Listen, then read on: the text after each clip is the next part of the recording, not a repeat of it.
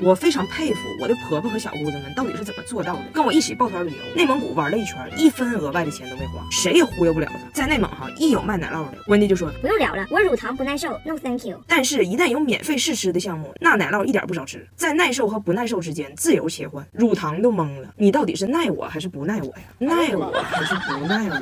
导游也懵了，这人不是乳糖不耐受，是花钱不耐受。额外的钱1分不花，包含的项目分毫不落。我们的团包含一个炸马宴，这个活动大概就是大伙都穿上蒙古族的服装，所有人都进一个超级大的蒙古包，包一顿吃蒙餐，喝马奶酒，还包看节目。温迪到这个项目的时候已经困得不行了，但坚持要盛装出席，参加蒙古大 party。人家演员上来给每个人敬一杯马奶酒，温迪立马精神了，还特意问我一嘴，都包啊？我说都包。温迪一口干了，而且给的西瓜、花卷子、花生米，咔咔炫，全光盘，还跟他女儿说多多吃，多多喝。这个屋里啥都包，所以他叫蒙古包。蒙古包啊，温迪平时是闻着点酒味都能微醺的人，今天连干4个马奶酒，真的，当时演出一度暂停啊，因为演员们都在看他。然后人家蒙古包说挑2个幸运观众上来扮演王爷和王妃，王爷呢选了大胖媳妇，所以王妃本来应该是我，但人家一看我没穿蒙古服装，说不太搭。温迪说我去，温迪选妃成功，选上之后有点紧张，跟我说我当王妃，别人是不是瞅我有点太老，以为我在这搞笑呢？搞笑呢？我说没事，首先你儿子看着也不年轻，再说咱可以护肤化妆，用 WIS 时光抗老套装，一套就能淡纹提亮，而且成分安全。我说温迪这套你就可以拿着，它里边含有 Rescue 胶原精粹，能淡化皮肤的纹纹路路，再搭配抗氧化的 M6P， 皮肤透亮显气色。早上水乳，晚上再来个面霜修护，一套就齐全，用完脸弹弹润润的。然后王爷和王妃就上去了，人家让他们沾点酒敬天地，王爷和王妃是这么敬的。这个玩意儿，人家让王爷在羊的后背象征性画个10字，王爷直接把羊叫开了。我的亲点儿，他死了，轻点，他死了，轻光死的就是哎呦。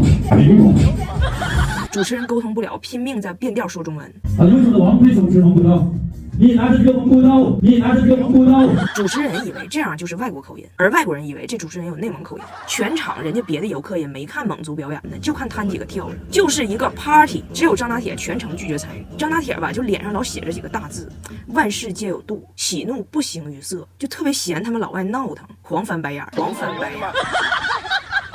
表演到最后哈，温迪都迷糊了。我说温迪，咱可以走了。温迪说这个演出是包含的项目，不能浪费。人家表演呼麦，他虽然看不懂，但就是不走。他女儿问他说：“妈呀，咱回去吧，这几个人干啥呢？”温迪说：“你要用心去听。你看我用心去听了，我就懂他们在表达什么。文化是可以超越语言的，你可以不懂它的语言，但是你不能不懂它背后的文化。”玛丽莎说：“也没有语言呢。”结果呼麦呼了10分钟，温迪实在憋不住了，过来问我：“这个乐队是不是忘词了？是不是忘词了？”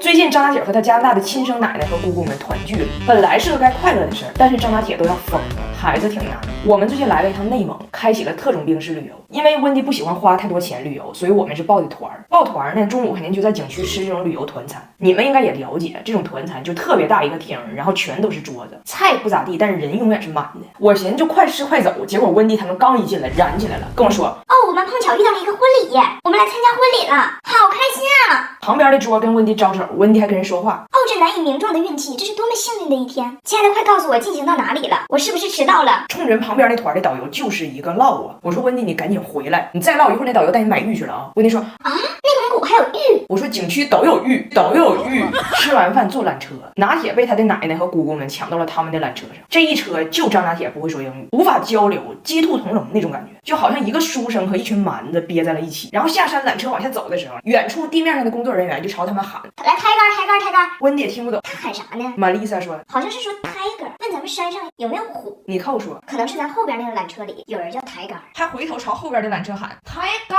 抬杆！”给工作人员急的呀，这车马上落地了，就冲他们喊：“下！”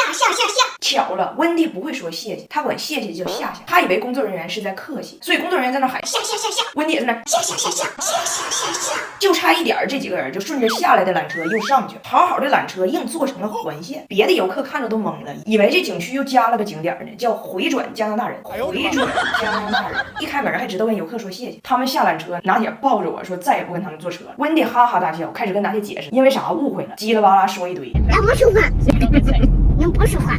反正张大铁跟这几个人通血缘，但是不通语言，这个影响张大铁的沟通积极性，但是完全不影响他们。他们就是不管你听懂听不懂，就一直跟张大铁说话，一直说大巴车。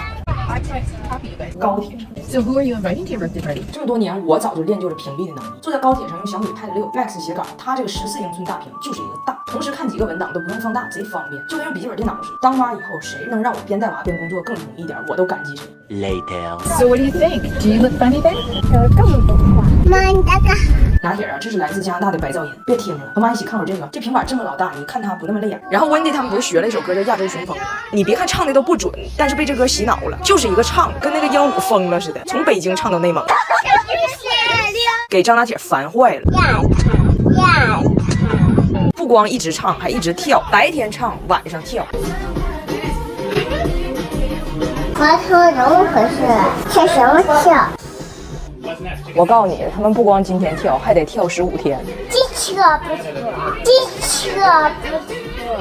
3个大事儿：一，我老公变形了；二，张大铁秃了；三，我以为大胖媳妇儿永远离开了我们。大胖媳妇儿不是植发了吗？植发当天回家没事儿，第二天她还在睡觉呢，我就去上班了。我在公司，俺家阿姨给我打电话，彩玲啊，你快回来吧，你老公变形了。然后我呢就得回家照顾他。他说你不理解，我的痛苦都是难以名状的，比如现在哪都肿，整个脑袋包括脖子都有伤口，所以不能大动，连上厕所都不敢使劲儿，不能见风，不能见太阳，甚至都不能洗头。他说我这种痛苦你根本理解不了。我说这不就是坐月子吗？都说外国人不坐月子，我没想到我还得给外国人伺候月子。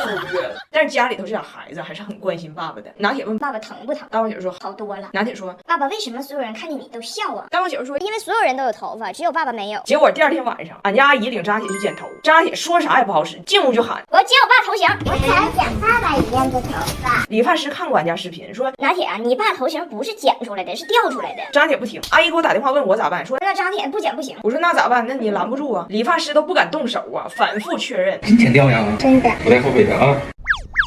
还是没能阻止悲剧的发生，水灵灵的就秃了。剪完头发，拿铁特别开心，跟爸爸说：“爸爸，你看我跟你一样了，我现在也是你很疼的。”大胖媳妇心里特别感动，然后跟他儿子说：“他们都不懂，咱俩这是硬汉，没人敢惹发型。这个发型的名字就叫你瞅啥，顶着这个脑袋，你去哪儿看到谁，你脸上就写着一个你瞅啥，谁敢惹我？”大胖媳妇给他和他儿子这个组合起了个名，叫俩硬汉把你吓变色儿。我说我觉得这组合应该叫冻秋梨，好像下个崽儿，下个崽儿。没想到张大铁回家试了一下，不太好使。你瞅啥？谁瞅你了？那你瞅瞅我呗。你剪完头为什么这样说话？你以为你是超人吗？我啥也不是，啥也不是。俺家这一天天的累得我睡不好，一熬夜就容易憔悴。多亏我有 Fresh 红茶精华水，原料是红茶皇后、尼泊尔黄金芽，经过双重发酵，抗氧力更强，还有肌醇来修护，质地水润，茶香四溢。我还新解锁了湿敷用法，每周2次，皮肤也越来越好。最吓人的一个事儿是，医生叮嘱我，大胖媳妇现在睡觉必须脸朝上，就是躺倍儿直那种，一点不能侧，一定得看住她。但是她平时吧特别爱侧躺，我晚上睡觉没法好好睡，我就得看着她。我看到后半夜我太困了，我跟我爸说，爸你进去看她一会儿，你保证她脸朝上啊，我睡几个小时。我爸就去俺俩的床上趴了2小时，也坚持不住了。说大胖媳妇老打他屁股，就把任务下发给了孩子们。早上起床我进屋，给我吓坏了。